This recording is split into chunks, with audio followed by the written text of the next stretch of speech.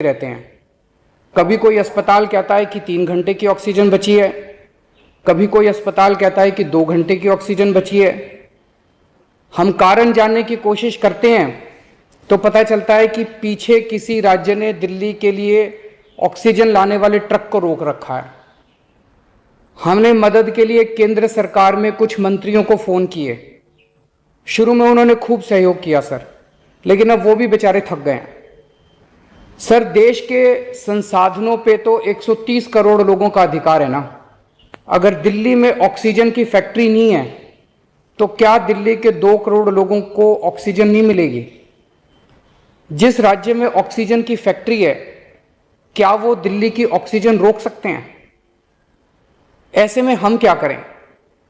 Sir, मैं आपका बेहद शुक्रिया अदा करना चाहता हूं कि आज आपने ये मीटिंग बुलाई है, बहुत सही समय पे ये मीटिंग बुलाई है।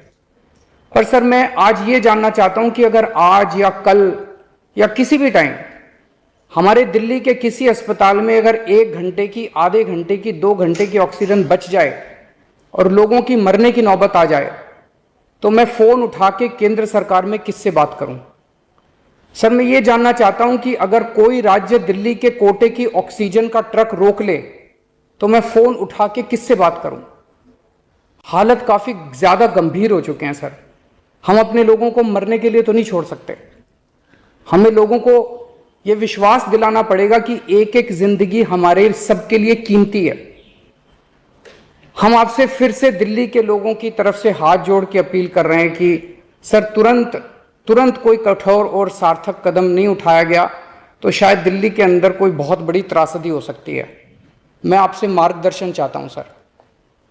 सर, कुछ ही राज्य हैं जहां से मैक्सिमम दिल्ली की ऑक्सीजन आती है और जहां सबसे ज्यादा दिक्कत आ रही है और जहां सबसे ज्यादा हमारे ऑक्सीजन के ट्रक रोके जा रहे हैं। मेरी आपसे विनती है, अगर आप उन राज्यों के मुख्यमंत्री को एक बार बोल दें, फोन कर दें कि हमारे ऑक्सीजन के ट्रक ना रोकें, तो दिल्ली के लोगों को ऑक्सीजन मिल जाएगी। आपका एक फोन ही बहुत है सर उनको। दिल्ली के 2 करोड़ लोगों की तरफ से मैं आज आपसे हाथ जोड़ के विनती कर रहा हूं कि सर, आप हमारी मदद कर सकते हैं। आप कृपया हमारी मदद कीजिए और अस्पताल में लोगों को ताकि ऑक्सीजन मिल जाए। ऑक्सीजन की कमी के कारण अस्पताल में जो हालत बने हुए हैं वो अब देखे नहीं जाते। लोग बहुत ज्यादा तकलीफ में हैं सर। पूरी रात हम सो नहीं पाते, नींद नहीं आती। इनका मुख्यमंत्री होते हुए भी मैं कुछ नहीं कर पा रहा। डर लगता है कि ऑक्सीजन की कमी से कहीं कोई बड़ा हादसा ना हो जाए। ईश्वर ना करे, अगर ऑक्सीजन ना मिलने से कुछ अनहोनी हो गई तो हम सब कभी अपने आप को माफ नहीं कर पाएंगे। प्रधानमंत्री जी, कोरोना से देश को बचाने के लिए एक नेशनल प्लान बनना चाहिए। इस नेशनल प्लान के अंतर्गत देश के सभी ऑक्सीजन प्लांट्स को तुरंत आर्मी के जरिए केंद्र सरकार टेक ओवर करे। ऑक्सीजन प्लांट से निकलने वाले हर ट्रक के साथ एक आर्मी का एस्कॉर्ट व्हीकल रहेगा, तो कोई उस ट्रक को फिर आगे रोक नहीं पाएगा। सर, दिल्ली का जो ऑक्सीजन का कोटा आपने बढ़ाया, हम उसके बड़े शुक्रगुजार हैं, लेकिन उसमें लगभग 100 टन ऑक्सीजन उड़ीसा और वेस्ट बंगाल से आनी है। हम परसों से, जब से कोटा बढ़ा है, हम कोशिश कर रहे हैं उस ऑक्सीजन को दिल्ली लाने की। मेरा आपसे निवेदन है कि यहाँ से ऑक्सीजन अगर हो सके तो हमें हवाई जहाज से उपलब्ध करवाई जाए, और नहीं तो जैसा अभी बताया गया, आपका आइडिया है ऑक्सीजन एक्सप्रेस शुरू करने का, वो ऑक्सीजन एक्सप्रेस शुरू करके वेस्ट बंगाल और उड़ीसा से हमें ऑक्सीजन दिलवाई जाए। आइडिया नहीं, ऑलरेडी चल रहा है। सर, दिल्ली तक नहीं पहुंच पा रही, हमारी दिल्ली तक नहीं आ रहा। उसमें अगर हमें दिल्ली के लिए भी कॉरिडोर मिल जाए तो आपकी बड़ी मेहरबानी होगी सर। आपने 2-3 जगह तो कर दिया सर, आपके इंटरवेंशन से मुझे पता चला। एक दिल्ली के लिए और करा दीजिए सर, यहाँ की हमारी 100 टन ऑक्सीजन उधर से आनी है। प्रधानमंत्री जी, हमारे देश के वैज्ञानिकों ने इतने कम समय में जो वैक्सीन बनाई है, इसके लिए हमारे वैज्ञानिक साधुवाद के पात्र हैं। आपने इसमें जो प्रयास किए, आपका बहुत बहुत शुक्रिया। अब हम सब लोगों को मिलकर कम से कम समय में अपने नागरिकों को ये वैक्सीन लगवानी चाहिए। इसमें केंद्र और राज्य सभी सरकारों को हमको मिलकर काम करना है।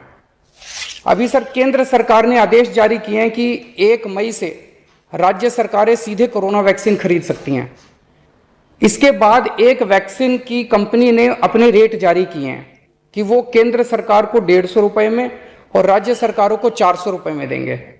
सर, एक ही देश में एक ही सामान के दो रेट कैसे हो सकते हैं? वन नेशन वन रेट होना चाहिए। सारे देश को एक ही दाम पे वैक्सीन मिलनी चाहिए। अगर देश एक है तो वैक्सीन का दाम भी तो एक ही होना चाहिए। तो मैं आपसे निवेदन करता हूं कि केंद्र सरकार को, राज्य सरकारों को एक ही रेट पे वैक्सीन मिले। जिस रेट पे केंद्र सरकार को वैक्सीन मिल रही है उसी रेट पे राज्य सरकारों को भी वैक्सीन मिलनी चाहिए। सर, हर एक जान हम सब लोगों के लिए कीमती है। हमें ये एहसास हर भारतीय को इस वक्त कराना होगा। इसलिए मेरा मानना है कि देश में सबको दवाई, सबको वैक्सीन और सबको ऑक्सीजन मिलनी चाहिए और बिना किसी विवाद और बिना किसी रुकावट के ये मिलनी चाहिए। मेरा विश्वास है देश में अगर कोरोना के खिलाफ एक नेशनल प्लान होगा तो हम सभी राज्य सरकारें और केंद्र सरकार मिलके इस दिशा में काम करेंगे। सर, कोरोना की वजह से दिवंगत आत्माओं को शांति मैं कहना चाहूंगा। हाँ जी सर। ये हमारी जो परंपरा है, हमारे जो प्रोटोकॉल है,